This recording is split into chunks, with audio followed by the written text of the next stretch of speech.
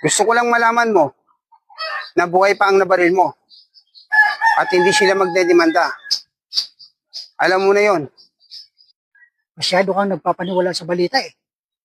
Tapang lugaw lang mga yun. Pero nakahanda ako. Oras na may pumunta rito, mangyayari na ang mangyayari. Hindi nila ako makukuha. Kaya nga ako nagpasya na personal kitang hanapin dahil utol pa rin kita. Tigilan mo ng seremonyas mo. Alam kong mahalaga sa iyo ang pagkapulis. Ano ngayon kung makulong ako? Hindi ka makukulong kung may papaliwanag mo ang panig mo. Kaya kailangan sumama ka sa akin. Kung hindi ako sasama, may magagawa ka ba?